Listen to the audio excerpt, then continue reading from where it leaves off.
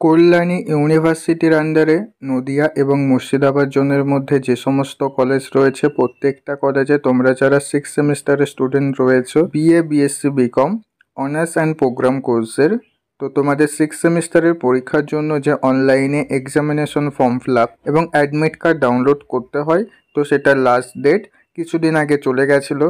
কিন্তু তার সেই ডেটের মধ্যেও কিন্তু অনেকে ফর্ম ফিল আপ করতে পারেনি এবং তারা তাদের অ্যাডমিট কার্ডটাও ডাউনলোড করতে পারেনি।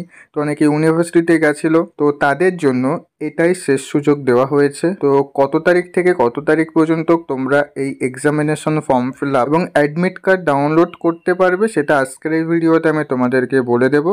কাজেই আজকের ভিডিওটা তোমাদের কাছে খুব গুরুত্বপূর্ণ একটা ভিডিও হতে চলেছে, তাই প্রত্যেকেই আজকের ভিডিওটা প্রথম থেকে শেষ পর্যন্ত দেখবে। ওকে, তাহলে চলো ভিডিওর মেন বিষয়ে আসা যাক। তো দেখো, আজ থেকে কিন্তু তোমাদের এক্সামিনেশন ফর্ম ফিল আপ করার পোর্টালটিকে রিওপেন করে দেওয়া হয়েছে।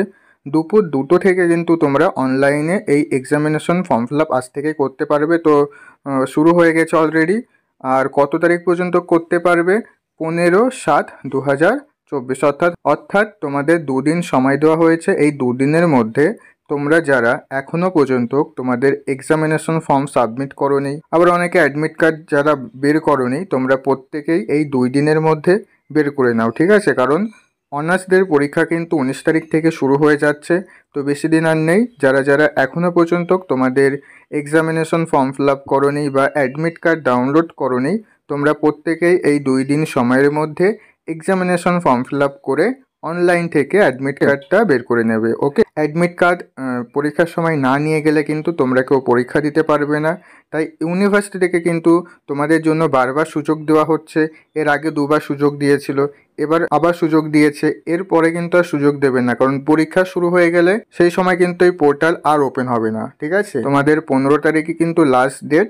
যারা এখনও করোনি তোমরা প্রত্যেকেই 15 তারিখ দুপুর 2টোর মধ্যে করে নেবে। ওকে, তো এই ছিল আজকের ভিডিওটি ভালো লাগলে ভিডিওতে অবশ্যই একটি লাইক করে দিও এবং আজকের ভিডিওতে অবশ্যই তোমার বন্ধুদের মধ্যে প্রচুর পরিমাণে শেয়ার করে দিও, যাতে তারাও এই আপডেটটা জেনে যেতে পারে। ওকে, তারপর দেখা হচ্ছে পরবর্তী ভিডিওতে। তোমরা সবাই ভালো থেকো।